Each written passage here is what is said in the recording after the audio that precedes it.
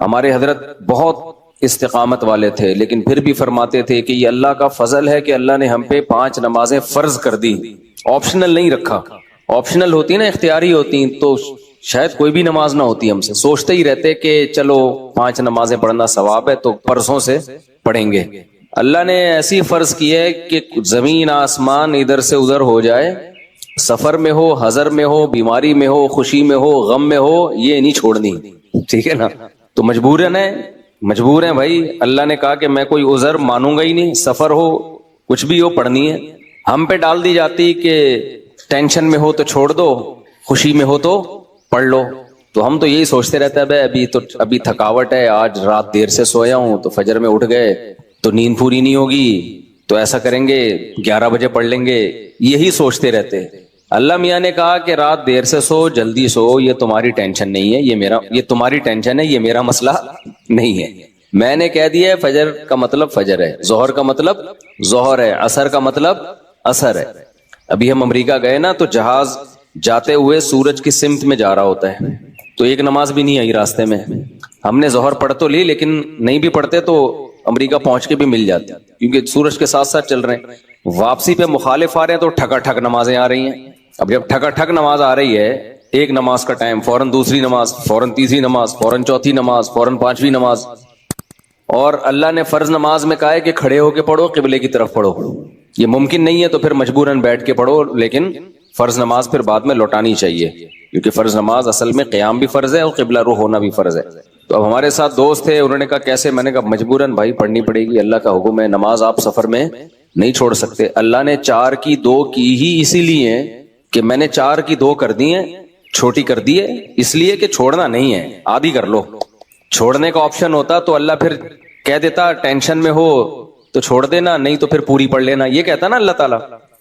اب جب نماز کا ٹائم آیا، ہم نے کہا بھائی نماز پڑھنی ہے، تو وہ نماز میں جہاز میں جگہ کہاں دیتے ہیں؟ خیر ہم نے ریکویسٹ کی تو جگہ آگے، انہوں نے کہا آگے جا کے پڑھ لو۔ تو ہم نے کیا کیا، ہم نے کہا بھائی آج کل ایک ایپ آ رہی ہے جو لوگ جہازوں میں سفر کرتے ہیں، اس کا نام ہے حلال فری کر کے کچھ ہے، نام بھول گیا میں، بڑا زبردست نام ہے، آپ لوگ نوٹ کر لیں، وہ کبھی جہاز میں سفر ہو نا، حلال ٹرپ، یہ ایپ ڈاؤن لوڈ کر لیں اپنے موبائل میں۔ اور اگر ڈاؤن لوڈ نہیں ہو رہی تو ڈائریکٹ گوگل پہ بھی سرچ کی جا سکتی ہے، حلال ٹرپ گوگل پہ لکھیں تو وہ ایک ویب سائٹ آ جائے گی، وہ کھولیں، وہ آپ سے مانگے گا جہاز کے ٹائمنگ کیا ہے، کدھر سے کدھر جا رہا ہے، کیا تاریخ ہے، آپ اس میں ڈالیں گے، ٹھک کر کے وہ بتا دے گا کہ آپ کی جو گھڑی میں اس وقت ٹائم ہو رہا ہے اس کے مطابق فجر کتنے بجے، ظہر کتنے بجے، عصر کتنے بجے، مغرب کتنے بجے، عشاء کتنے بجے، اور اتنے بجے قبلہ کہاں ہوگا، اتنے بجے قبلہ جہاز میں کس سمت میں ہوگا۔ تو بڑی خاندانی ایپلیکیشن ہے، تو وہ آپ جیسے ہی ڈالیں گے ٹھک کر کے، تو ایک گھڑی آپ ایسی رکھیں جو چینج نہ ہو ٹائم اس کا۔ تو یہ خوب مسئلہ سمجھ لیں کہ جہاز میں آپ کو کھڑے ہو کر نماز پڑھنی ہے، اگر ممکن نہ ہو اجازت نہ دیں پھر مجبوراً بیٹھ کے پڑھیں، لیکن اس نماز کو لوٹا لیں۔ تو ہم نے تو کھڑے ہو کر اجازت مل گئی تھی، ہم نے کہا چلو پڑھتے ہیں۔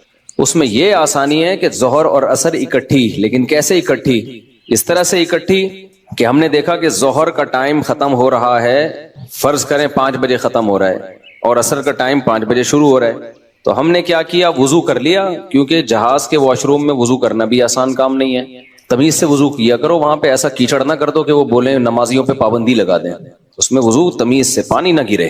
میں تو وضو کر کے ٹیشو سے سب نیچے صاف کرتا ہوں، تاکہ کوئی نیا بندہ جائے نا، وہ یہ نہ کہے یہ مولویوں کی وجہ سے دیکھو کیچڑ کتنا ہو گیا، برا امیج نہ جائے، تو صاف ستھرا کر کے بالکل اس کو، کوئی بات نہیں، ہاتھ خراب ہو جائے گا اس کو دھو لو آرام سے، لیکن امیج اپنا خراب نہ کرو کہ یار یہ نمازی لوگ جب بھی جہاز میں آتے ہیں کیچڑ کر کے جاتے ہیں۔ ایک نے مجھے بتایا، پائلٹ نے، کہ ہم کہیں جا رہے تھے، کہیں اجتماع تھا، تو سارے نمازی بیٹھے ہوئے تھے جہاز میں، تو کہہ رہے جہاز کی حالت یہ ہو گئی تھی کہ جیسے کوئی تالاب بنا ہوا ہوتا ہے، سارے وضو کر کر کے آ رہے ہیں گیلے پاؤں کے ساتھ پورے جہاز میں، نا کہتے ہیں ایسا کیچڑ ہم نے زندگی میں کبھی نہیں دیکھا جہاز میں، تو کتنا برا امیج گیا نا۔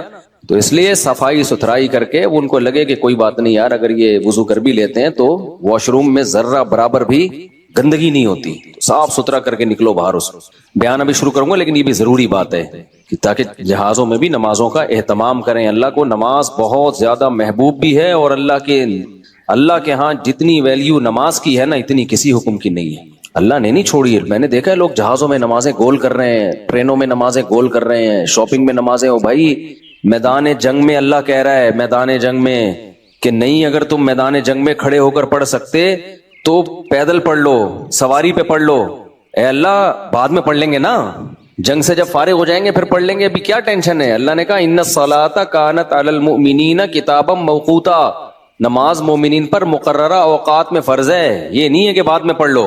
کتنے آرام سے کہتے ہیں بھی سفر میں ابھی کہاں جائیں کیا کریں. نہیں بھائی, نمازی آدمی زمین آسمان ادھر سے ادھر ہو جائے وہ کہتا ہے بھائی چھوڑنی نہیں ہے, کچھ بھی ہو جائے.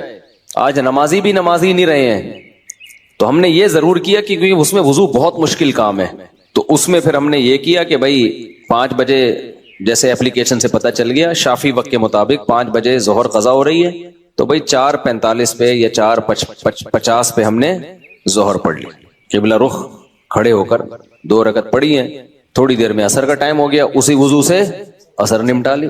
سمجھتے ہو؟ تو یہ اس طرح سے نبی صلی اللہ علیہ وسلم نے نمازوں کو سفر میں جمع کیا ہے. اور یہ جو حدیث ہے نا جس میں آتا ہے نبی صلی اللہ علیہ وسلم نے بغیر کسی عذر کے سفر کے نمازیں اکٹھی پڑھی ہیں ظہر عصر کی, تو اس کا بھی یہی مطلب ہے. ایسے اکٹھی نہیں ہے کہ ظہر کو قضا کر دیا ہو یا عصر کو ظہر کے ٹائم پہ پڑھ لیا ہو, ورنہ پھر یہ جو آیت ہے حافظوا علی الصلوات والصلاۃ الوسطی, نمازوں کی حفاظت کرو خصوصاً عصر کی نماز کی, پھر اس کا مطلب کیا ہو گیا؟ اس کا تو پھر مطلب ہی نہیں بنتا کوئی. تو حدیث کی وہ تشریح کی جائے گی جو قرآن سے میچ کر رہی ہو. تو اس طرح سے پھر مغرب عشاء بھی ایسے پڑھ سکتے ہیں آپ. مغرب کو ڈیلے کر دیا, عام حالات میں یہ مناسب نہیں ہے, نبی صلی اللہ علیہ وسلم کا معمول نہیں تھا, لیکن کبھی کبھار کوئی عذر ہو تو اس طرح سے ڈیلے کیا جا سکتا ہے. تو مغرب کو تھوڑا ڈیلے کیا عشاء کے قریب. صحیح بخاری کی حدیث ہے, اس میں حضرت عبداللہ بن عمر نے اسی طرح جمع کیا ہے کہ مغرب پڑھی تلبس یسیرن, تھوڑی دیر ٹھہرے, پھر عشاء پڑھ لی. تو اس سے پتہ چلتا ہے کہ جن حدیثوں میں آتا ہے اکٹھی پڑھی ہیں تو ان کا یہ مطلب ہے جو بخاری میں بیان. خیر ابھی یہ ٹاپک نہیں ہے, کیونکہ لوگ کہتے ہیں کہ یہ لوگ حدیثوں کو نہیں مانتے, حدیثوں میں تو 2 نمازیں اکٹھی پڑھنے کا ہے. ہم مانتے ہیں اکٹھی, لیکن اکٹھی کا مطلب کیا ہے؟ تو خلاصہ یہ ہے کہ کسی قیمت پہ بھائی نماز قضا بولو مت کرو. دیکھو بار بار ایک بات بیان کرتا ہوں, اللہ کے حکم میں آسانی ہے, لچک نہیں ہے. کیونکہ دنیا میں کوئی بھی قانون ساز اپنے قانون کو ہلکا نہیں سمجھتا. دنیا میں جو بھی حکومت ہوتی ہے قانون بنائے اور یہ کہے کہ یہ لازم ہے, اس کے بعد پھر وہ لازم نہ کرے, اور تو اس کا مطلب خود اپنے قانون کی ویلیو کو وہ ڈی ویلیو کر رہی ہے نا. یہی مطلب ہو گیا نا.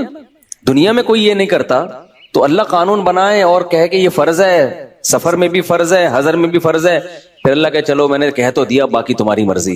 نا نا نا نا نا نا, صحیح ہے, اللہ نے کہہ دیا اب ہے تو ہے, اب آپشنل نہیں ہے. رمضان کے بار بار میں بتاتا ہوں نا, روزے میں مزدور کو بھی روزہ رکھنا پڑے گا, کتنی سخت گرمی ہو, کیونکہ اللہ نے قانون بنا دیا بھائی بیماری میں سفر میں چھوڑ سکتے ہو, اس کا مطلب تیسرا کوئی عذر نہیں ہے, رکھنا پڑے گا. تو اس لیے جو فرائض ہے نا واجبات فرائض, اس میں اللہ کے قانون آسان ضرور ہے, لچکدار نہیں ہے. جب ہے تو ہے. اسی میں ایک اور مسئلہ آ گیا عدت کا. کسی عورت کے شوہر کا انتقال ہو جائے, اللہ نے قانون بنا دیا, آسان قانون بنایا. زمانہ جاہلیت میں بہت مشکل تھا. جب کسی عورت کے شوہر کا انتقال ہوتا تھا تو زمانہ جاہلیت میں عورت 2 سال عدت گزارتی تھی. کتنی؟ 2 سال. اور اس 2 سال میں وہ میلی کچیلی رہتی تھی.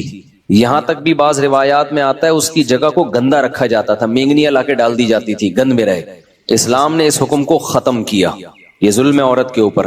اللہ نے حکم دیا 4 مہینے 10 دن بس, اور اس میں میلی کچیلی نہیں رہے گی, نہائے دھوئے, بس زینت اختیار نہیں کرے گی, زیور نہ پہنے, خوشبو کا استعمال نہ کرے, زینت اختیار نہ کرے, باقی نارمل رہے, گھر سے باہر نہ نکلے. وہ ایک صحابیہ نے نبی صلی اللہ علیہ وسلم سے اجازت چاہی کہ بھئی 4 مہینے 10 دن میں یوں کر لوں, میں فلانی جگہ چلے جاؤں. آپ نے فرمایا اللہ تعالیٰ نے تمہیں یہ آسانی دی ہے کہ وہ زمانہ جاہلیت کا حکم اللہ نے منسوخ کر دیا, اب اتنی آسانی دے دی, تو اب اس حکم کو فالو کرنا پڑے گا.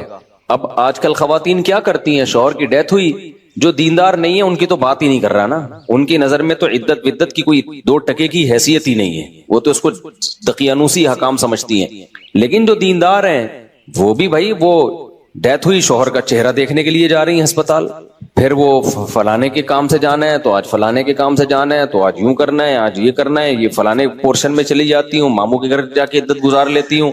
بھائی اللہ تعالیٰ نے جو عدت کے حکام دیے ہیں, شوہر کی ڈیتھ ہوتے ہی عورت کی عدت بولو شروع.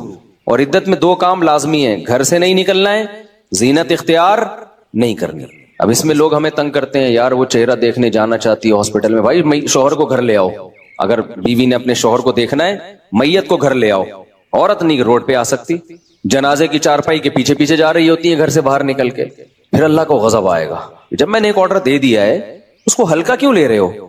عیادت کے لیے نہیں جا سکتی وہ، سمجھ رہے کہ بھئی فلاں بیمار ہے تو چلو میں عیادت کے لیے چلی جاؤں، فلاں کی ڈیتھ ہو گئی چلو میں تعزیت کے لیے، حج ختم ہو جاتا ہے اس سے، حج کی کتنے مسئلے آتے ہیں، عورت نے حج کی درخواست دی ہوئی ہے، نام آ گیا، حج پہ جانے کی تیاری ہو گئی، شوہر کا انتقال ہو گیا، اب جس دن جانا ہے 4 مہینے تو ہو جائیں گے، 10 دن رہ جائیں گے، تو ہم کہتے ہیں بھائی 10 دن کیا 1 گھنٹہ بھی رہ گیا ہونا 4 مہینے 10 دن ہونے میں، آپ کو 1 گھنٹہ پہلے بھی نکلنے کی اجازت نہیں، بے شک حج ضائع ہو جائے کوئی بات نہیں، حج کینسل ہو جائے، کیونکہ حج کی فرضیت پہ عدت مقدم ہے، حج اگلے سال بھی ہو سکتا ہے، عدت تھوڑی ہو سکتی ہے، تو ہاں یہ اللہ نے آسانی رکھ دی ہے کہ جس عورت کا کوئی کمانے والا نہ ہو، اللہ نے لچک، جہاں شدید ضرورت تھی وہاں اللہ نے خود بخود لچک رکھ دی کہ بھوکے تو نہیں مر سکتے نا، کمانے والا کوئی نہیں ہے تو کمانے کے لیے جا سکتی ہے، مجبوری ہے بھائی کمانا، اس میں فقہاء نے بیان کیا دن میں جائے بغیر زینت اختیار کیے،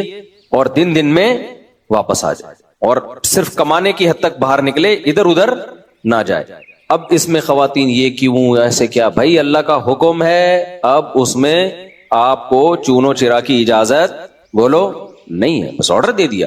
پھر اللہ نے یہ بھی حکم نازل کر دیا کہ اگر عورت پریگنینسی میں ہے تو بچہ ہوتے ہی اس کی عدت ختم ہو جائے گی۔ دیکھو ہمارے نبی صلی اللہ علیہ وسلم بھی اللہ کے آرڈر کے سامنے کیسے اپنی عقل نہیں استعمال کرتے تھے۔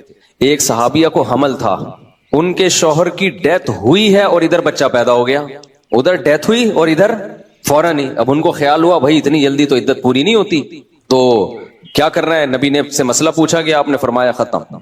جب اللہ نے کہہ دیا وَأُولَاتُ الْأَحْمَالِ أَجَلُهُنَّ أَن يَضَعْنَ حَمْلَهُنَّ، کہ حمل والی عورت کی عدت یہ ہے کہ بچہ جن لے، تو بچہ جن دیا تو اللہ نے تو نہیں کہا کہ 1 سیکنڈ بعد جنے یا 1 سال کے بعد جنے، اللہ نے یہ کہا ہے اللہ نے قرآن میں، تو ہمارے نبی بھی اللہ کے حکم کو کیسے فالو کرتے تھے نا۔ اگر یہی بچہ پہلے پیدا ہو جاتا، پیدا ہوتے ہی شوہر کی موت ہو جاتی، فقہا بہت باریک مسائل بیان کرتے ہیں، اور آج کل کے اسکالر نا ان کا مذاق اڑاتے ہیں کہ دیکھو یہ اتنی باتوں میں لوگوں کو الجھایا ہوا ہے۔ فقہا نے بیان کیا ہے کہ ادھر بچہ پیدا ہوا، کیونکہ ایسا ممکن ہے، قانون جب لکھا جاتا ہے تو امکان کو بھی لکھا جاتا ہے کہ ابھی آدھا بچہ پیدا ہوا ہے اور شوہر کی ڈیتھ ہو گئی تو کیا ہوگا۔ ایک ہے بچہ پیدا ہوتے ہی شوہر کی ڈیتھ ہو جائے، تو بچہ چونکہ پہلے پیدا ہوا ہے، شوہر کی ڈیتھ بعد میں ہوئی ہے، تو اب عدت کیا ہوگی، اب 4 مہینے 10 دن چلے گی۔ ادھر شوہر کی ڈیتھ ہوئی اور فوراً بچہ پیدا ہو گیا تو عدت ختم۔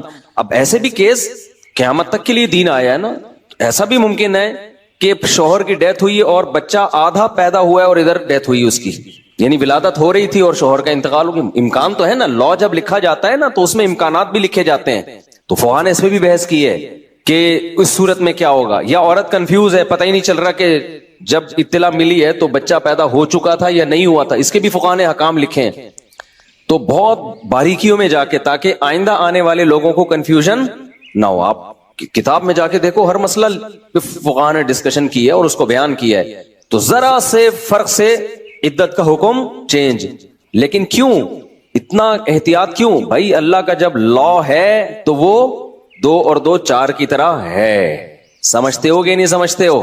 جب اللہ نے کہہ دیا کہ بھائی جو حمل والی عورت ہے اس کا بچہ پیدا ہوتے عدت ختم، اگلے سیکنڈ میں بچہ پیدا ہوا عدت ختم۔ حضرت عائشہ کا قول ہے یا کسی صحابی کا کہ شوہر کو ابھی غسل بھی دیا جا رہا ہو نا، ابھی دفنایا بھی نہیں جا رہا ہے اور بچہ پیدا ہو جائے تو بس ختم عدت، چاہے دفنایا بھی نہ ہو، فوراً نکاح کر سکتی ہے وہ، ٹھیک ہے نا، فوراً نکاح کر سکتی ہے، تو اللہ نے اجازت دے دی اس کو۔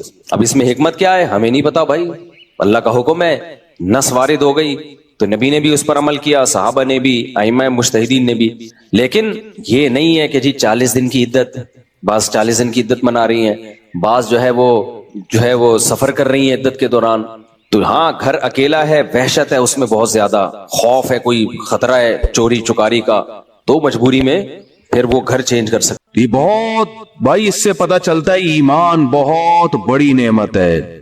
آج مسلم گھرانوں میں بات بات پر ایمان سے ہاتھ دھو بیٹھتے ہیں۔ اچھا ایک اصول یہ بھی یاد رکھو، بے ایمان کسے کہتے ہیں؟ ایک تو بیمانٹی کر رہا ہے نا لڈو کھیلتے ہوئے، وہ ایک الگ چیز ہے، وہ بے ایمانی ہے جس کو ہم نے بچوں میں بیمانٹی بنا دیا تھا۔ वो बेईमानी और चीज है। कहीं आप कहें कि लूडो में तुमने कोट इधर से यूं कर दिया, छक्का चौका आया हुआ था, छक्का कर दिया उसको, तो तुम बेईमानी कर रहे हो, तो तुम्हारा ईमान नहीं है, आखिरत में कतन तुम्हारी बख्शिश नहीं होगी। ऐसा फतवा ना लगा दें। बेईमानी को बेईमानी कहते हैं हम लोग। अब आप लोग पता नहीं क्या कहते थे, हम तो बेईमानी कर रहे हैं भाई। तो ये वो बेईमानी नहीं है।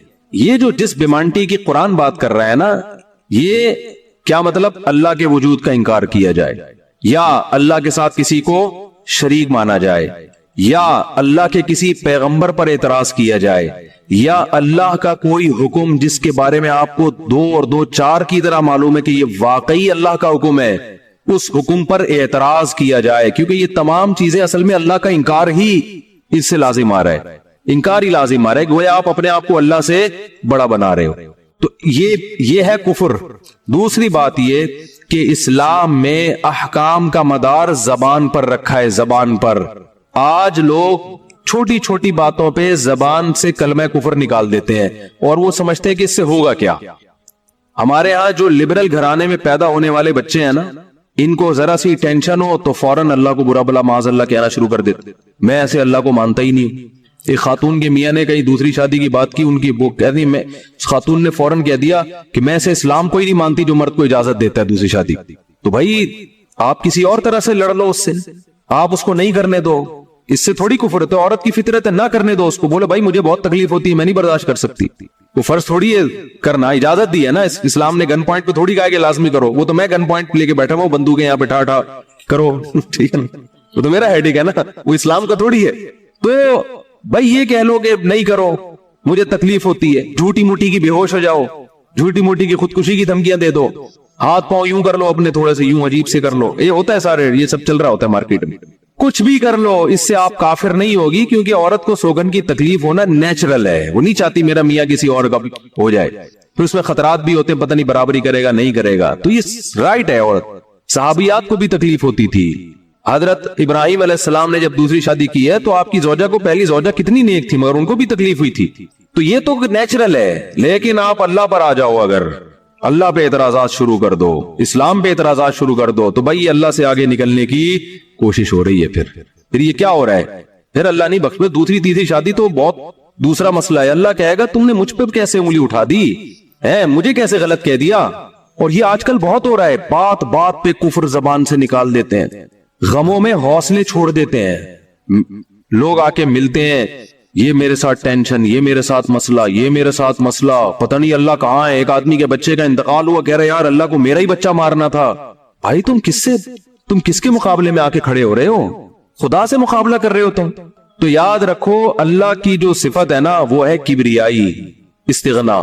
उससे लड़के, उसे बुरा भला कह के उसके खजानों से एक तिनका भी नहीं लिया जा सकता। वो आपके इन जज्बात से मुतासिर नहीं होता। अगर आप ये समझोगे मैं यूं करूंगा, देखो बाप के सामने तड़ियां बाज दफा चल जाती हैं। बाप के सामने बाज दफा तड़ियां, मैं अब्बा को मानते ही नहीं जो मुझे जायदाद से ना आग कर दें और मुझे गाड़ी ना लेके दे। अब्बा हो सकता है मुतासर होके बोले भाई चल यार ये गाड़ी तेरे नाम कर दी मैंने, ये प्लॉट तेरे नाम कर दिया, मेरा बेटा तो मुझे मानने से इंकार कर रहा है। लेकिन अल्लाह का उसूल जो कुरान और सुन्नत से पता चलता है, जो आसमानी किताबों से पता चलता है, वो उसूल ये है कि आज तक किसी ने अल्लाह के खजाने से अल्लाह को माज अल्लाह बुरा भला कह के, अल्लाह पे एतराजात करके, इस्लाम को बुरा भला कह के, अल्लाह के पैगंबरों को बुरा भला कह के, इस तरह से वावेला करके, अगर आप ये समझते हो कि अल्लाह को आप पे तरस आ जाएगा कि हाय बेचारा बहुत ही मजबूर है, तो ये दिमाग से हमेशा के लिए निकाल दो। उससे बड़ी सजा में अल्लाह आपको डालेगा, उससे बड़ी सजा, और वह जहन्नम की आग। ये तो कुछ भी नहीं है। तभी तो खुदकुशी करने वाले पर अल्लाह को तरस नहीं आता। खुदकुशी करने वाला एक तरह से इंतकाम ले रहा है अल्लाह से कि अल्लाह तूने मुझे जिंदगी दी, मुझे इस काबिल तो छोड़ा नहीं, तूने तो मेरे साथ गलत किया, मैं ही मुझे जिद्दी, मुझे गिफ्ट चाहिए ही नहीं नेमत। जैसे ना आप बाप ने आपको गिफ्ट दिया हो और आप दुश्मनी में आके बाप को गिफ्ट वापस कर दो, मुझे नहीं चाहिए, ऐसे फेंक दो आप। तो हो सकता है बाप का ये उसूल हो, फिर भी वो कहे नहीं नहीं मेरा बेटा ऐसा नहीं। लेकिन अल्लाह का उसूल नहीं है, अल्लाह का ये उसूल नहीं। अल्लाह कहेगा भाई तू क्या समझता है, मैं तुझे और आग में डालूंगा। तू दुनिया की टेंशनों से तू चाहता था ये नाकाम इश्क हो गया, इश्क नाकाम हो गया और ये हो गया तेरे साथ और ये हो गया, اور تو جاب لیس ہو گیا اور گھر سے مہنگائی اور غربت کے تانے پڑ رہے ہیں تیرے کو اور بے روزگاری کے تانے مل رہے ہیں اور معاشرے میں تیری عزت نہیں ہو رہی، اور اب آ کے تو کیا کر رہا ہے؟ خودکشی کر رہا ہے، تو یہ سمجھ لے گا کہ میں تیرے پہ ترس کھا کے تجھے چھوڑ دوں گا. ایسا نہیں ہے. نبی صلی اللہ علیہ وسلم نے فرمایا جس نے خودکشی کی، جس طرح سے اپنے آپ کو ہلاک کیا ہے نا، تو قیامت تک برزخ کی زندگی میں اسی طرح سے اپنے آپ کو ہلاک کر کے مارتا رہے گا. اللہ کہے گا یہ زہر پی کے مرا تھا نا، زندگی دے گا اللہ برزخ میں اور کہے گا یہ زہر کی بوتل پی دوبارہ، اور اسی طرح تیری آنتیں کٹیں گی. جس طرح اپنے آپ کو مارا ہوگا برزخ میں، قیامت تک اسی طرح اپنے آپ کو مارتا رہے گا. وہ یہ بہت بڑی غلط فہمی ہے کہ ہم واویلا کر کے اللہ کو اپنی طرف متوجہ کر سکتے ہیں، ہم زبردستی کر کے اللہ کو اپنی طرف مائل کر سکتے ہیں. ایسا بالکل بھی نہیں ہے. بعض لوگ غموں سے پریشان ہو کے گناہ کرنا شروع کر دیتے ہیں، سمجھتے ہیں کہ یار میرا تو حق بنتا ہے، میں تو سٹا لگاؤں گا، میں تو ٹینشن میں آیا ہوں، میں تو شراب پیوں گا، میرے ساتھ یہ ہو رہا ہے تو میرا تو بھائی آپ پیو گے تو یہ نہ سمجھو کہ اللہ آپ سے خوش ہو جائے گا کہ جی آپ کو ایک غم آیا تھا، اس غم میں آپ نے چونکہ شراب شروع کی ہے ٹینشن ختم کرنے کے لیے، تو اب اللہ کو ترس آئے گا، نہیں اس پہ شراب کیا ہو گئی ہے؟ معاف ہو گئی ہے. یہ بیچارہ اس کا کیا بنتا تھا؟ رائٹ بنتا تھا، اس کو تکلیفیں اتنی دی ہے. ایسا نہیں ہوگا بھائی. اس خوش فہمی میں مبتلا مت ہونا. یہ اصول ہے، اللہ کا قانون ہے. یہ قرآن سے پتہ چلتا ہے، حدیث سے پتہ چلتا ہے. اللہ کو جھکنے والا بندہ پسند ہے. جو اللہ بنانا چاہتے ہیں نا اپنی مخلوق کو، وہ کیا بنانا چاہتے ہیں؟ میں تمہارے ساتھ اچھا سلوک کروں، برا سلوک کروں، تم بندے ہو، بندے بن کے رہو. ٹھیک ہے نا؟ کیا رہو؟ تم نے بس دعا ہی مانگنی ہے، اللہ یہ سب میرے ساتھ جو ہو رہا ہے یہ ٹھیک کر دے. میں ٹھیک کروں نہ کروں، تم نے ساری عمر کیا کرنا ہے؟ بس یہی مانگنا ہے کہ اللہ ٹھیک کر دے. اللہ محتاج ہے، اللہ یہ بھی ٹھیک ہو جائے، اللہ یہ بھی ٹھیک ہو جائے. اللہ بے روزگار ہوں، روزگار دلا دے. میری مرضی روزگار دوں یا نہیں دوں، نہیں بھی دوں تم نے یہی کہنا ہے اللہ دلا دے. ساری زندگی اسی دعا میں گزارنی ہے تم نے، چاہے میں تمہاری دعا قبول کروں چاہے تمہاری دعا قبول نہ کروں، کیونکہ تم بندے ہو، میں خدا ہوں. خدا تم تھوڑی ہو، تمہاری تھوڑی چلے گی زمین پہ. بہت سے لوگ یہ فالٹ ہے، دعائیں نہیں قبول ہو رہی تبھی تو وظیفوں کی طرف جاتے ہیں. اولاد نہیں ہو رہی، کوئی وظیفہ بتا دے بھائی دعا مانگ لیں اولاد. کہہ رہے دعا تو مانگ کے دیکھ لیا ہے، وہ تو ہو ہی نہیں رہی. تو کوئی ٹیکنیکل طریقہ ہو اولاد کا سے کیسے ہو جائے گی بھائی؟ ٹیکنیکل طریقے تو نہیں ہے. یونس علیہ السلام جب مچھلی کے پیٹ میں تھے، کتنا بڑا غم لگا نا آپ کو. یونس علیہ السلام مچھلی کے پیٹ میں، تو اللہ سے آپ نے دعا مانگی، وظیفہ نہیں پڑھا ہے. وظیفے پڑھنا بھی جائز ہے اگر کوئی قرآن و آیتیں ہیں تو کوئی گناہ نہیں ہے، لیکن جو اصل جو اسلام کی روح ہے وہ کیا ہے؟ دعا. تو یونس علیہ السلام نے مچھلی کے پیٹ میں دعا مانگی، لا الہ الا انت سبحانک. دیکھو حضرت یونس علیہ السلام، ہمارا جو مزاج ہے نا وہ کیا ہے؟ یونس علیہ السلام کئی سال اپنی قوم کو تبلیغ کرتے رہے ہیں، قوم باز بولو نہیں آئی. حضرت یونس کو یقین ہو گیا اس قوم پہ عذاب آنے والا ہے، تو آپ نے اللہ سے نہیں پوچھا، اس لیے کہ آپ کا خیال تھا بھئی یہ عذاب تو آئے گا، تو میں اللہ کے خوف سے اب بستی کو پہلے چھوڑ دیتا ہوں. میں آپ سے یہ اجتہادی خطا ہوئی، یہ اجتہادی خطا ہوئی کہ بھئی اللہ کی پرمیشن کے بغیر آپ نے قوم کو کیوں چھوڑا. حالانکہ اس اجتہادی غلطی کے پیچھے جو اس کی بیس تھی وہ بیس بہت اچھی تھی، وہ اللہ کا خوف اور اللہ کی خشیت. اللہ کے عذاب سے بھاگنا یہ تو حکم ہے نا. فنٹر بننے کی تھوڑی اجازت ہے کہ جہاں عذاب آ رہا ہے تو کھڑے رہو وہاں دیکھو، ایسا تھوڑی ہے. قوم لوط پر جب عذاب آیا تو جو اہل ایمان تھے ان کو حکم تھا پیچھے مڑ کے بھی نہیں دیکھنا ہے، اس عذاب کو دیکھنے کی بھی اجازت نہیں، ڈرو اس سے بھاگو. جب قوم عاد قوم سمود کی بستیوں سے نبی گزرتے تھے تو چہرے پہ کپڑا ڈال کے جلدی اپنی رفتار بڑھاتے تھے، بھئی یہ اس عذاب کو اپنی آنکھوں سے بھی نہ دیکھو، خوف پیدا ہوتا ہے اس سے. تو اتنا زیادہ آپ صلی اللہ علیہ وسلم خوف زدہ ہوتے تھے. تو اللہ کے عذاب سے تو دور بھاگنے کا حکم ہے.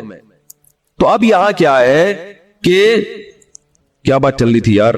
حضرت یونس علیہ السلام اللہ کے عذاب کے ڈر سے اپنی قوم کو چھوڑ کر نکل گئے. یہ بیس بالکل ٹھیک ہے بھئی، جب اللہ کا وعدہ بھی یہی ہے کہ جو قوم ایمان نہیں لے کر آئے گی تو میں اس کو تباہ کر دوں گا. تو حضرت یونس علیہ السلام کو خیال ہوا کہ بھئی یہاں سے نکل جاؤ. جب بیٹھے ہیں کشتی میں، کشتی ڈوبنے لگی تو ملا نے کہا بھئی وزن کشتی میں زیادہ ہے، ایک آدمی کو نیچے اترنا پڑے گا ورنہ سب ڈوب جائیں گے. کون اترے گا بھئی؟ قرآن اندازی ہونی چاہیے. قرآن اندازی میں نام کس کا آیا؟ یونس علیہ السلام. تو بتاؤ ہم ہوتے، ہم کہتے ساری زندگی تبلیغ کرتا رہا، اب جب عذاب آنے والا ہے تو اللہ کے خوف سے ہی نکلا میں، اس کا صلہ یہ مل رہا ہے کہ ڈوبنے والا کون ہے؟ بولو میں ہی ہوں. بھائی مجھے تو زیادہ پروٹوکول، اللہ تعالیٰ کو 6 کشتیاں میرے لیے پہلے سے سمندر میں رکھنی چاہیے تھی نا، کیا ہو گیا؟ یہ ہماری سوچ تو یہی ہے کہ میں نے چونکہ فجر کی نماز پڑھی ہے تو میری دکان پہ کسٹمر 6 گنا زیادہ آنے چاہیے، پیسے سارے وہ کما رہے ہیں، نمازیں میں پڑھ رہا ہوں۔ تو یونس علیہ السلام کی جگہ ہم ہوتے تو بھائی ہماری حالت کیا ہوتی ہے؟ اللہ، جیسے تبلیغ میں ہم میں سے کوئی گیا ہوا ہوتا 4 مہینے کے لیے، 4 مہینے کے لیے تبلیغ میں نکلے ہوتے، اللہ کے راستے میں واپس آ رہے ہوتے تو پتہ چلا کچھ یعنی کنوینس نہیں مل رہی، پولیس والے پکڑ کے لے گئے، کسی کیس میں بند کر دیا، تو کیا وسوسے آتے ہیں دماغ میں؟ جیسے حج کرنے گئے نا، ایک آدمی حج کرنے گیا، لٹ گیا وہاں پہ نا جیب پتروں نے، تو وہ کہہ رہے ہیں اللہ میں نے تو سنا تھا حاجی تیرے مہمان ہوتے ہیں، تو ہم نے تو دنیا میں کسی کو نہیں دیکھا کسی نے اپنے مہمان کس کی یہ انسلٹ کی ہو ٹھیک ہے، ہم نے تو نہیں دیکھا، میں تیرا مہمان بن گیا اور کچھ بھی نہیں بچا میرے پاس، سب کچھ ہی لٹ گیا، تو جلا ہوا آدمی تھا۔ تو یونس علیہ السلام کی جگہ کوئی اور ہوتا، ہم جیسے نالائق ہوتے تو ہم کہتے ہیں اللہ ساری زندگی قوم کی مخالفت لے کے تبلیغ کرتا رہا، اپنا تن من دھن لگا دیا، نہ کاروبار کی طرف توجہ، نہ کوئی پیسے کمانے، جو روکھی سوکھی ملی کھا لیا۔ پیغمبروں کا تو کوئی اجرت بھی نہیں ہوتی، وہ تو بالکل ہی اللہ توکل پہ چل رہے ہوتے ہیں۔ اے اللہ غربت میں ایک وقت گزارا، کبھی کھانے کو ملا نہیں ملا، بس تیرے دین کو فوکس کیا۔ اب جب عذاب آنے والا ہے تیرا اس قوم پہ، تو تیرے خوف سے نکلا میں، جو تیرا ہی حکم ہے کہ مجھ سے ڈرو، میرے عذاب سے ڈرو۔ اب کم از کم کوئی 2-4 کشتیاں یا ہوائی بحری جہاز کوئی کھڑا ہوا ہوتا میرے استقبال میں، اور اگر نہیں تھا میں نے اپنے خرچے سے پہ کشتی لی ہے میں نے، ٹھیک ہے نا۔ ذمہ داری کس کی بنتی تھی اللہ؟ ذمہ داری تیری بنتی تھی کہ کشتی کا انتظام تیری طرف سے ہو۔ بھائی گورنمنٹ اگر کسی فوجی کو کسی مہم پہ بھیجتی ہے، اب جو امریکہ کے فوجی افغانستان آئے ہوئے ہیں ان کو باعزت واپس نکالنا کس کی ذمہ داری ہے؟ بولو نا، امریکہ کی ذمہ داری ہے نا۔ تو تبھی تو فوجی کہہ رہے ہیں بھائی تم نے ہمیں عزت کے ساتھ جب بھیجا ہے تو عزت کے ساتھ پٹھانوں سے بچا کے نکالنا کس کی ذمہ داری ہے؟ یہ امریکہ کی ذمہ داری ہے نا۔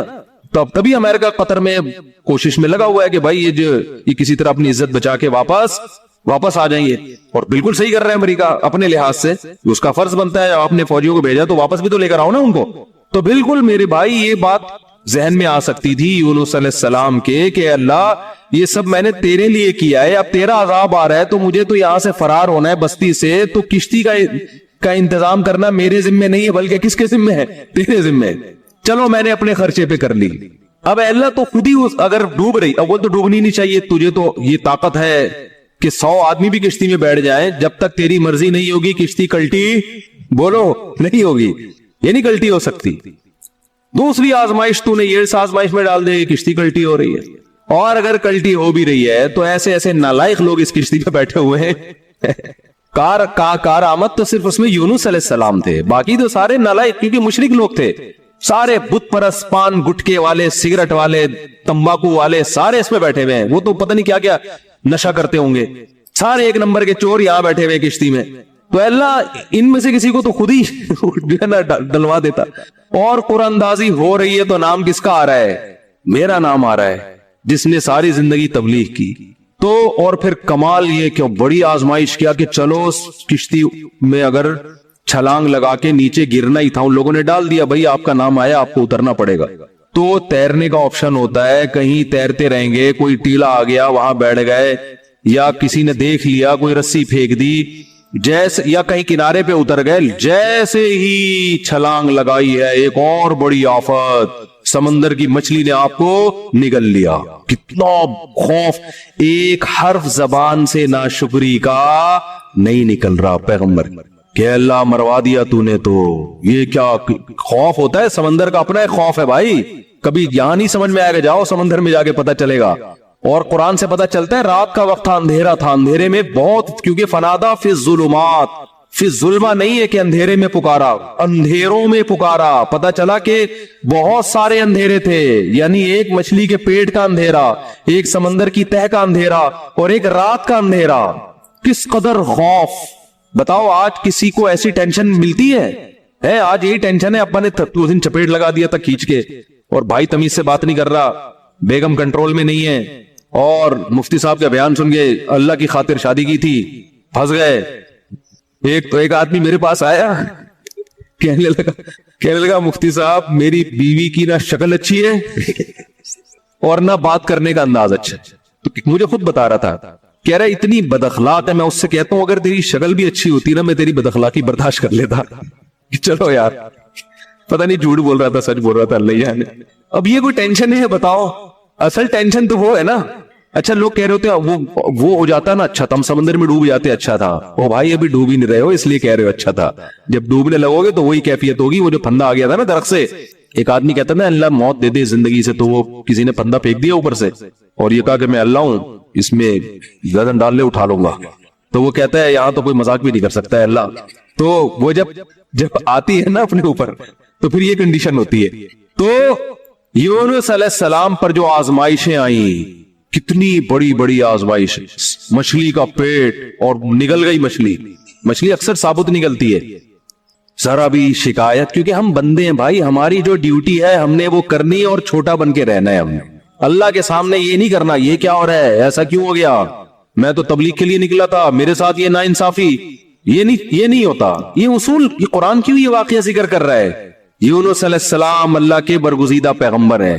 ہمارے حضرت فرمایا کرتے تھے یہ محبت کی چٹکیاں ہوتی ہے. انسان کو جس سے محبت ہوتی ہے تو اس کو ستاتا ہے, اور یہ ستانا تکلیف برائے تکلیف نہیں, اس کے درجات کو بلند کرنی محبت کا اظہار ہے کہ میرا ایسا بندہ ہے, ایسا پیغمبر ہے, کتنی آزمائشوں میں ڈالا, زبان سے ایک حرف ناشکری کا نہیں نکل رہا, ساری اپنی طرف منسوخ کہ میری غلطی ہے, میری غلطی ہے, میری غلطی ہے, میں غلط ہوں. تو قرآن کے الفاظ دیکھو, جب مچھلی نے نگلا ہے اور سمندر کی تہ میں گئی اندھیروں در اندھیرے, تو یونس علیہ السلام نے فنادا فی الظلمات, اندھیروں میں کیا پکارا, لا الہ الا انتا, اے اللہ تیرے سوا کوئی غلامی کے لائق نہیں ہے, میں تیرا غلام ہوں. انی کنت من الظالمین, میں ہی غلط ہوں, تو غلط نہیں ہے, مجھ سے کوئی غلطی ہوئی ہے اور میں تجھ سے استغفار کرتا ہوں. ان کو احساس ہو گیا کہ میں جو بغیر پرمیشن کے آیا ہوں شاید یہ اس لیے ہو رہا ہو میرے ساتھ. دیکھو اپنے آپ کو غلط ثابت کرنے کے لیے دلائل تراشے جا رہے ہیں. کوئی اللہ نے وہی تھوڑی کی تھی اس وقت کہ آپ غلط ہیں. بس اس عمل سے اندازہ ہو گیا کہ بھائی اور تو مجھے نہیں لگتا میرے سے کوئی گناہ ہوا ہو, تو مجھے لگتا ہے کہ یہ ہے جس کی وجہ سے اللہ کیا ہے, مجھ سے ناراض ہے. تلاش کر رہے ہیں, کوئی اپنی مسٹیک تلاش کریں, اپنے آپ کو غلط کہیں.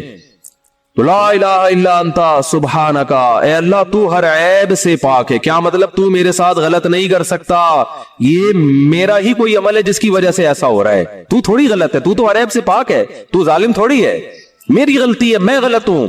کیا اللہ کی رحمت کے خزانے حرکت میں آتے ہیں.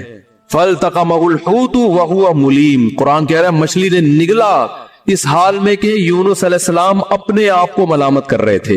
جب مچھلی کی نگل رہی تھی اس وقت بھی اپنے آپ کو ملامت کر رہے, اپنے آپ کو برا بلا کہہ رہے, میں غلط, میں نے غلط کیا. تو جب مچھلی کے پیٹ میں جا کے توبہ استغفار کی ہے تو اللہ کی صفت استغنا دیکھو. اللہ فرماتے ہیں لولا انہ کان من المسبحین, اگر یونس اپنی غلطی کا اعتراف نہ کرتے, للبث فی البطن الی یوم یبعث فی بطنہ الی یوم یبعثون, قیامت تک اسی کے پیٹ میں رہتے, وہ نہیں نکلتے. یہ اللہ کی صفت استغنا ہے کہ بھئی اللہ کو آپ ڈرا کے دھمکا کے یا اپنی غلطی کا اعتراف کیے بغیر اللہ پہ ڈال کے اللہ سے کچھ بھی منوا نہیں سکتے. اللہ کہتے ہیں ہمیشہ رہتے, لیکن اللہ کو پتا تھا نہیں ہے ایسا, وہ تو آزمایا, پیغمبر تو گناہ نہیں کر سکتے نا, تو یہ تو اللہ آزما رہے ہیں دنیا کو دکھانے کے لیے کہ میرے نیک بندے ایسے ہوتے ہیں.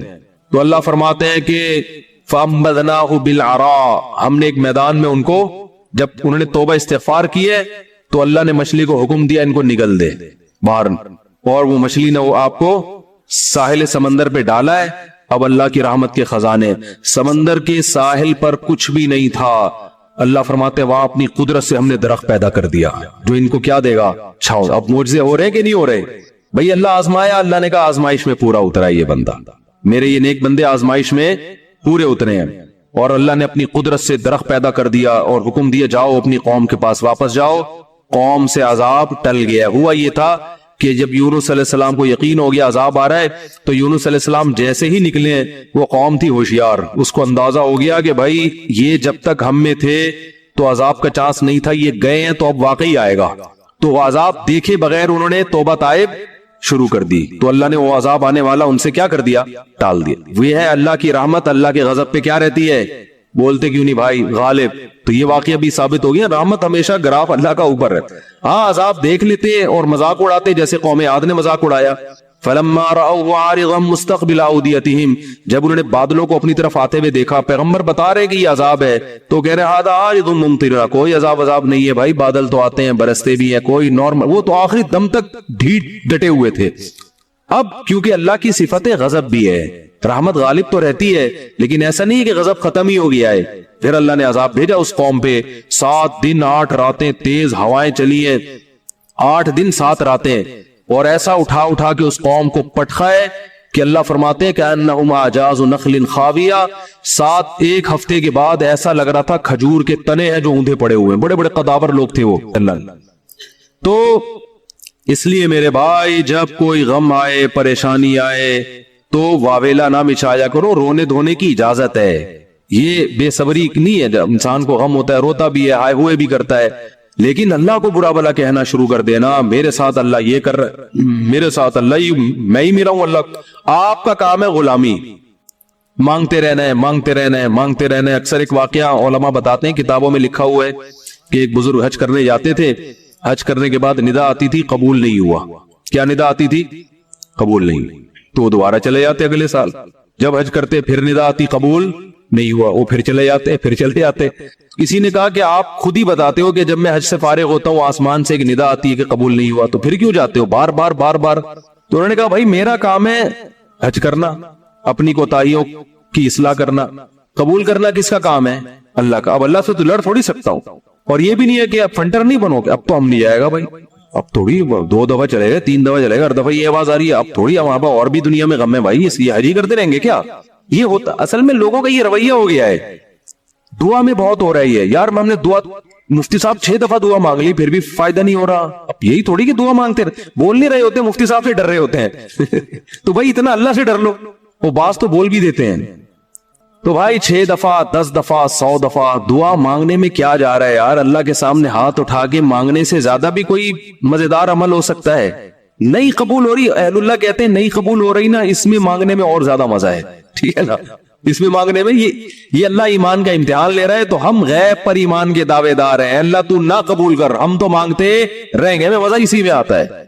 حضرت عمر رضی اللہ تعالی عنہ کا قول ہے کہ مجھے اس سے غرض نہیں ہے کہ میری دعا قبول ہو رہی ہے کہ نہیں ہو رہی، یہ تو میرا کام ہی نہیں ہے کہ یہ اللہ کی ذمہ داری ہے، یہ ہماری ٹینشن، یہ تو میں حضرت عمر کے الفاظ اپنی زبان میں بتا رہا ہوں، یہ ہماری ٹینشن ہے ہی نہیں، یہ تو اللہ کا کام ہے نا، قبول کرنا تو اس کا کام ہے۔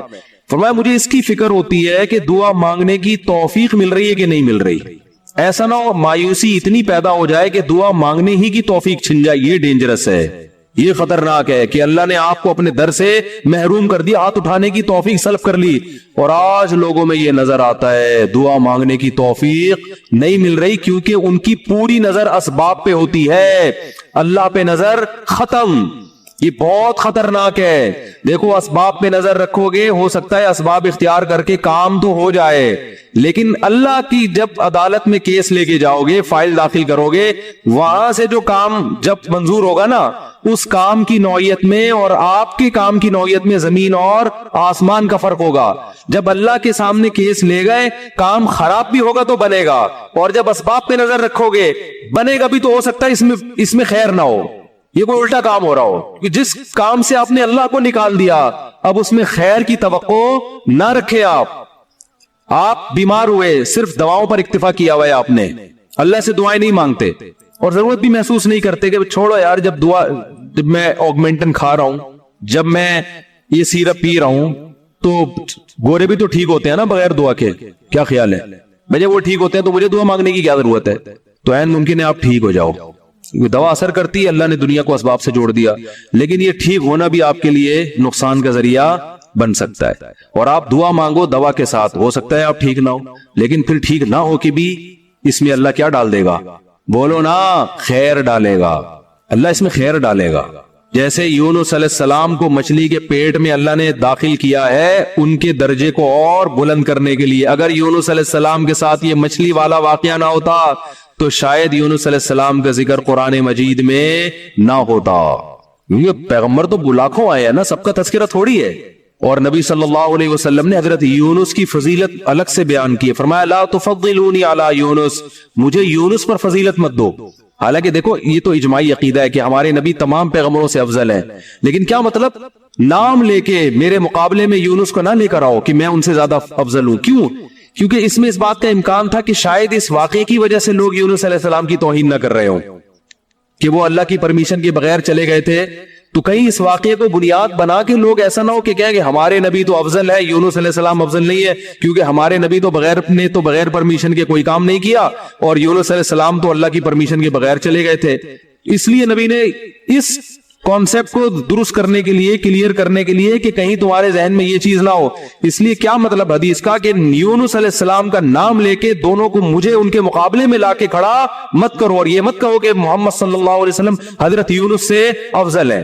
حالانکہ افضل ہے، لیکن جہاں بھی حضرت یونس کی توہین کا ذرہ برابر بھی شائبہ نکلتا تھا آپ صلی اللہ علیہ وسلم نے اس سے منع کر دیا، اس لیے کہ آپ صلی اللہ علیہ وسلم جانتے تھے کہ یہ جو کچھ یونس علیہ السلام کے ساتھ ہوا یہ اصل میں آپ کو بلند مرتبہ دینے کے لیے ہوا تھا، اور یہ بتانے کے لیے ہوا تھا کہ اللہ کی صفت استغنا کیا ہے، اور یہ بتانے کے لیے کہ اللہ سے لڑ کے کوئی چیز نہیں لی جا سکتی، اور یہ بتانے کے لیے کہ غموں میں، ٹینشنوں میں، پریشانیوں میں اللہ کے نیک بندوں کا رویہ کیا ہوتا ہے۔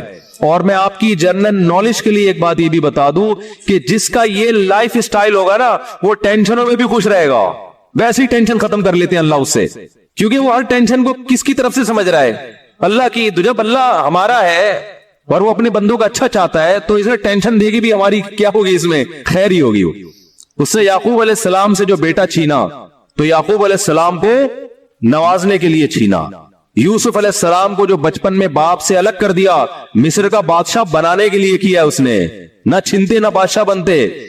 تو ہمارا کام ہے ہر برائی اپنے کھاتے میں ڈالیں، سمجھ رہے ہو کہ نہیں سمجھ رہے، اور ہر اچھائی کس کی طرف منسوب کریں؟ اللہ کی طرف۔ دیکھو جن بھی یہ ایک چیز جانتے ہیں، حالانکہ جن میں تو شر غالب ہوتا ہے لیکن اس معاملے میں جن ہی ہم سے اچھے۔ سورہ جن میں ہے کہ 28ویں پارے میں 29ویں پارے میں ہے نا سورہ جن، اس میں اللہ تعالیٰ نے جنات کی تبلیغ کا تذکرہ کیا ہے۔ ہوا یہ تھا کہ رسول اللہ صلی اللہ علیہ وسلم قرآن مجید کی تلاوت فرما رہے تھے تہجد میں، مسجد جن وہاں مکہ میں موجود بھی ہے، تو جنات کا ایک وفد وہاں سے گزرا، انہوں نے جب قرآن سنا تو بڑے حیران ہوئے، یہ تو بالکل ویسا کلام ہے جیسا موسیٰ علیہ السلام پر نازل ہوئی تھی تورات اور حضرت عیسیٰ پہ انجیل، یہ تو بالکل ویسا کلام ہے۔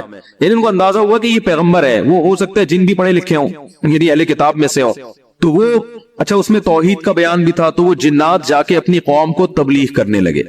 اچھا پھر ایک اور واقعہ یہ ہوا تھا کہ جنات جب آسمانوں پہ جاتے تو شہاب ثاقب کے ذریعے ان کا آسمانوں پہ داخلہ بند کر دیا گیا، تو یہ خبر بھی جنات میں پھیل گئی کہ پہلے ہم جاتے تھے کچھ نہیں ہوتا تھا، اب جانا روک دیا جا رہا ہے۔ یہ جو شہاب ثاقب ہوتا ہے نا چنگاریاں، اس پہ سائنسدان اعتراض کرتے ہیں یہ تو ویسی رگڑ لگنے سے وہ یعنی ستاروں کی ایک ٹکڑے، سیاروں کے ٹکڑے ٹوٹتے ہیں، رگڑ لگنے سے یہ ہوتا ہے، تو یہ کوئی اسلام کے منافی نہیں ہے۔ اللہ تعالیٰ کسی جن کو مار سکتے ہیں، اس کے فرشتے کسی جن کو مار سکتے ہیں اس کے ذریعے، اور رگڑ بھی لگے اور وہ جل بھی جائے اور جن بھی مر جائے، تو اس میں کون سا کوئی وہ ہمیں جن تھوڑی نظر آ رہا ہے، ہمیں تو وہ شہاب ثاقب جاتا ہوا نظر آ رہا ہے۔ اور یہ بھی ضروری نہیں ہے کہ جب بھی شہاب ثاقب ٹوٹے تو کوئی جن ہی مر رہا ہو، اس سے اتفاقی حادثہ بھی ہو سکتا ہے۔ یہ تو اسلام نے یہ نہیں کہا کہ جب بھی آسمان پہ آپ کو رگڑتا ہوا ستارے کا ٹکڑا نظر آئے گا تو وہ جن ہی ہے جس کے پیچھے جا رہا ہے۔ وہ بعض دفعہ ایسے ہوتا ہے کہ جنات کا تعاقب ہوتا ہے اس کے ذریعے، تو یہ نبی کے دور میں ہوا، اور اس کی دلیل یہ ہے کہ جب قرآن کی آیتیں نازل ہوئی نا کہ جنات نے کہا کہ ہم جب جاتے ہیں تو شہاب ثاقب آتا ہے، تو اس پر کسی مشرک نے اعتراض نہیں کیا کہ یہ تو پہلے بھی آ رہے تھے، اب تھوڑی آ رہے ہیں، کوئی نیا واقعہ تھوڑی ہے، یہ تو پہلے بھی آ رہے ہیں۔ تو جنات نے یہ کہا کہ ہم نے دیکھا کہ ہمارا اوپر داخلہ بھی کیا ہو گیا، منع ہو گیا، دنیا میں کوئی بڑا واقعہ ہوا، تو واقعہ انہوں نے دیکھا کہ بھئی یہ قرآن نازل ہو رہا ہے اور یہ کوئی دنیا میں نیا مذہب آیا ہے اور یہ پیغمبر ہیں، تو انہوں نے جا کے اپنی قوم کو تبلیغ کی، جس کا سورہ جن میں تذکرہ ہے۔ تو تبلیغ میں انہوں نے یہ الفاظ کیے کہ وَأَنَّا لَمَسْنَا السَّمَاءَ فَوَجَدْنَاهَا مُلِئَتْ حَرَسًا شَدِيدًا وَشُهُبًا، ہم پہلے کی طرح جب آسمانوں پہ جاتے ہیں تو ہم اس میں پہرے دیکھ رہے ہیں اور شہاب ہے، پتھر ہے جن سے ہمارا تعاقب ہو رہا ہے، تو یہ کچھ کام ہوا ہے۔ آگے کیا کہتے ہیں؟ اِنَّا لَا نَدْرِي، ہمیں نہیں پتا، یہ جو دنیا میں عجیب سا کام ہوا ہے نا، لا ندری ہمیں معلوم نہیں ہے، اشر ارید بمن فی الارض کہ جو لوگ زمین میں رہتے ہیں ان کے ساتھ برائی یعنی شر کا ارادہ کیا گیا ہے، ام اراد بہم ربہم رشدا یا اہل زمین کے جو رب ہے اس رب نے ان کے ساتھ خیر کا ارادہ کیا ہے۔ آپ کا آئی کیو لیول اگر اچھا ہوتا تو مزہ آ جاتا۔ آپ ترجمے سے بات سمجھ میں آئی؟ وہ کیا کہہ رہے، ہمیں نہیں پتہ یہ جو نیا واقعہ ہوا ہے اہل زمین کے ساتھ برائی کا ارادہ کیا گیا ہے، پیسو وائس فعل مجہول، یا اللہ نے ان کے ساتھ خیر کا ارادہ کیا ہے۔ بھائی یہ بھی کہہ سکتے تھے کہ ہمیں نہیں پتا کہ اللہ نے ان کے ساتھ خیر کا ارادہ کیا یا شر کا ارادہ کیا ہے۔ شر اور خیر دونوں کی نسبت کس کی طرف کرتے؟ اللہ کی طرف، کہ پتہ نہیں اللہ انسانوں سے اچھا چاہ رہا ہے یا کوئی عذاب آنے والا ہے یا کوئی کچھ اچھا ہونے والا ہے، ہمیں نہیں پتا لیکن کچھ ہونے والا ہے۔ نہیں آ رہی بات؟ ارے بھائی جنات کو جب یہ واقعہ ہوا نا اوپر جانا بند ہو گیا آسمانوں پہ، تو جن آ کے آپس میں گول میز کانفرنس بلائی انہوں نے بولا کہ بھائی کچھ کام عجیب سا ہو رہا ہے، کچھ ہو رہا ہے، یا تو کوئی بہت اچھا ہوگا یا کچھ برا ہو رہا ہے، یعنی کچھ نہ کچھ تو ابھی کائنات میں نیا ہوگا، اس زمین پہ کچھ نیا ہوگا، بمن فی الارض اہل زمین کے ساتھ کچھ نیا ہونے والا ہے۔ اب یہ نہیں پتا کہ اچھا ہونے والا ہے یا برا، تو یا تو دونوں میں اللہ کا نام نہ لیتے، یہ کہتے ہمیں نہیں پتا اچھا ہونے والا ہے یا برا ہونے والا، یا اگر اللہ کی طرف نسبت کرنی تھی تو یہ کہتے ہمیں نہیں پتا کہ اللہ اچھا کرے گا یا اللہ ان کے ساتھ کیا کرے گا، برا کرے گا۔ بھائی جو بھی کرے گا اللہ ہی کرے گا نا، یا تو اللہ کی طرف منسوب کرو اچھائی کو بھی اور برائی کو بھی، کہ ہمیں نہیں پتا کہ اللہ نے جو آسمان میں پہرے لگا دیے ہیں تو اب اللہ کا ارادہ ہے کہ اہل زمین کے ساتھ کچھ بہت اچھا کرے گا یا اللہ ان کو سزا دے گا، کوئی برا ہوگا ان کے ساتھ۔ لیکن جنات کا انداز دیکھو، وہ کہہ رہے ہیں جب برائی کی بات آئی تو اللہ کا نام درمیان سے غائب کر دیا۔ اشر اریدا جو میرے تفسیر کے لیکچر سن رہے ہیں نا اسپیچز چینل پہ، ان کو پتا ہے اریدا اکریما کی طرح ہے، پیسو وائس، ارادہ کیا گیا ہے۔ کس نے کیا یہ نہیں بتا رہے، کیا تو اللہ نہیں ہے، برائی کا ارادہ کیا گیا ہے زمین والوں کے ساتھ یا اللہ نے اچھائی کا ارادہ کیا ہے۔ اب آئی سمجھ میں؟ اب بھی اگر نہیں سمجھ آیا تو آئی کیوں لیس لوگ ہیں آپ لوگ۔ پھر وہی پہلی ہے کہ وہ جو سیٹھ صاحب تھے نا بے وقوف تھے، اپنے شاگرد سے کہہ رہے ہیں، اپنے ملازم سے، کہ ایسی پہلی پوچھ کہ اس کا جواب میں بتا سکوں، ورنہ بے عزتی ہو جائے گی نا۔ اور اگر نہیں بتایا نا میں نے اس پہلی کا جواب تو میں تجھے چھوڑوں گا نہیں، تیری گردن اڑا دوں گا میں۔ پہلی پوچھ لیکن آسان، تاکہ میری عزت بھی ہو جائے کہ بھائی سیٹھ نے پہلی کا جواب دیا ہے، جب جواب دوں گا عزت ہوگی، بھائی بڑے ذہین ہیں آپ۔ تو آہستہ سے اس کو کان میں کہہ دیا کہ ایسی پوچھنا کہ مجھے جواب اس کا آ بھی جائے، اتنی مشکل نہ ہو۔ اب یہ جو ملازم تھا نا، یہ گرو کہتے ہیں نا اس کو، گرو کہتے ہیں کیا چیلا کہتے ہیں، چیلا یا چیلا بچہ بڑا ہوشیار ہے ماشاءاللہ، چیلا۔ تو وہ چیلا کے اب سوچنے لگا کہ یار ایسی پہلی پوچھو کہ بہت آسان ہو۔ اب اس نے پہلی سوچ کے آیا، سرائکی میں یہ لطیفہ ہے اصل میں، دیکھو ہک چاٹ مرے سا سدھا تھیا ویسے، یہ میں نے ایک لفظ سیکھا ہے ابھی سرائکی کا، اب کسی کا مطلب نہ پوچھنا، وہ چماٹ لگا دے گا آپ کو کھینچ کے۔ دیکھو ہک چاٹ مرے سا سدھا تھیا ویسے، تو یہ کسی سے کہنا نہیں ورنہ کوئی گارنٹی نہیں ہے۔ تو وہ جو تھا نا اس میں اس نے پہلی سوچی، اس نے کہا حضور مجھے پوری سرائکی تو آتی نہیں نا، وہ ہمارے حضرت سرائکی میں سناتے تھے یہ لطیفہ، وہ مزہ سرائکی میں یہ۔ خیر ہک مخلوق ہے، پونچھ گھمیندی ہے، چولہے کے گرد گھومدی ہے تے میاؤں میاؤں کرندی ہے بھائی، پونچھ بلی ہے نا سب کو پتا ہے بھائی، اور چولہے کے گرد اکثر گھومتی، اور آخر میں کم بخت نے یہ بھی بتا دیا کہ میاؤں میاؤں کرندی ہے، کہ یار ایسا نہ ہو یہ کوئی شیر اور چیتا کو لے آئے۔ اب یہ کھوپڑی اس کی کام نہیں کر رہی نا، آئی کیوں؟ اب یہ گھنٹہ بیٹھ کے سوچ کے کہتا ہے یار کس مصیبت، کہہ رہے ککیڑ مرغا نا۔ اب یہ جو چیلا تھا نا، اس نے بولا اگر میں نے بول دیا نا کہ یہ غلط ہے تو میری تو ایسی کی تیسی، اور یہ تھا ڈیڑھ ہوشیار۔ یہ اگر یہ کہہ دیتا کہ جی یہ جو ہے کیا نام ہے صحیح جواب دیا، تو اس کو یہ شبہ تھا کہ جو میرا گرو ہے وہ کہے گا کہ یہ شاید 2 نمبری کر رہا ہے، تو اس نے بڑی چالاکی سے ایک کام کیا، اس نے بولا حضور لگتا ہے کسی نے دسیا ہے، یعنی اتنی مشکل پہلی میں نے پوچھی تھی اور آپ نے بالکل درست جواب دیا، یہ کسی نے یقیناً آپ کو بتایا ہے۔ تو جواب کہتا ہے نہیں، عقل جی دوڑ ہے، عقل کی دوڑ ہے بھائی، ادھر کیا ہے یہ عقل نہیں دوڑ ہے، ہمارے ادھر ایسی پڑھتے تھے عقل جی دوڑ ہے، عقل کی دوڑ ہے بھائی یہ۔ تو میں نے اتنی ڈیٹیل میں آپ کو بتایا اب بھی سمجھ میں نہیں آتا یہ جنات کیا کہہ رہے ہیں. انا لا ندری, ہمیں نہیں پتا, اشر ارید بمن فی الارض, کے زمین والوں کے ساتھ شر کا ارادہ کیا گیا ہے, ام اراد بہم ربہم رشدا, یا رب نے خیر کا ارادہ کر لیا ہے. تو کتنی تمیز ہے جنات میں, ہے وہی. حالانکہ شر کا ارادہ بھی اگر کیا ہے تو اللہ نے کیا ہے, خیر کا ارادہ بھی کیا ہے تو کس نے, لیکن قرآن جنات کے ان الفاظ کو نقل کر کے, قرآن نا سمندر ہے, بہت سارے مضامین قرآن میں ہوتے ہیں, ایک ایک آیت میں بہت ساری چیزیں نکل رہی ہوتی ہیں. تو یہاں یہ جہاں یہ بات ثابت ہو رہی ہے, تبھی تو فقہاء نے بیان کیا نا کہ قرآن اور حدیث سے استدلال 4 طریقوں سے ہوتا ہے, عبارت النص, اشارت النص, اقتضاء النص اور دلالت النص. 4 طریقے ہیں جہاں سے فقہاء قرآن اور سنت سے مسائل نکالتے ہیں, جو اصول فقہ میں پڑھائے جاتے ہیں. جو آج کل جو نئے محقق آ رہے ہیں نا مارکیٹ میں, انہوں نے ان میں سے کوئی اصول بھی نہیں پڑھا ہوتا. تو اس سے یہ بھی پتا چل رہا ہے قرآن تمیز بھی سکھا رہا ہے ہمیں کہ جنات سے تمیز سیکھ لو, ہمیشہ شر کی نسبت اپنی طرف کرو. صحیح ہے نا, میری وجہ سے ایسا ہوا, یہ ساری خرابی کس کی وجہ سے ہوئی ہے, میری وجہ سے ہوئی ہے. بھائی میری کوئی کوتاہی ہے جس کی وجہ سے شکست ہوئی ہے. جیسے غزوہ احد میں شکست ہوئی تو صحابہ نے تو اپنے آپ کو جھونک دیا تھا, شکست ہو گئی, تو قرآن نے کیا کہا, تمہاری وجہ سے ہوئی ہے. ٹھیک ہے نا, تم نے پیغمبر کی اس معاملے میں اطاعت نہیں کی. صحابہ نے یہ نہیں کہا واہ ہم مدینہ چھوڑ کر آ گئے پیغمبر کے لیے, ہے بھائی اتنے ساری ہم نے قربانیاں دے دی اور اسباب کی دنیا میں کامیابی کی امید نہیں تھی, پھر بھی ہم نے اپنے آپ کو میدان جنگ میں لے جا کے جھونک دیا. اب ایک گھاٹی پہ اگر 50 آدمیوں کے میں سے چند لوگوں نے اگر امیر کی اطاعت نہیں کی تو اس کی ہم سب کو اتنی بڑی سزا مل رہی ہے. دوسرے کوتاہی تو انہوں نے کی ہے اور قرآن کہہ رہے کہ تم نے کی ہے, سب کی طرف نسبت کیوں کی جا رہی ہے؟ صحابہ نے ایسا کوئی لفظ زبان سے نہیں نکالا, کچھ بھی نہیں نکالا صحابہ. اے اللہ ہماری غلطی ہے, ہم استغفار کرتے ہیں, آئندہ یہ کوتاہی نہیں ہوگی. کیسا کامیابی کے اصول ہیں یہ. تو بھائی دیکھو, دنیا میں آپ کو اللہ کی مان کے چلنا ہے, آخرت میں پھر اللہ آپ کی مان کے چلے گا.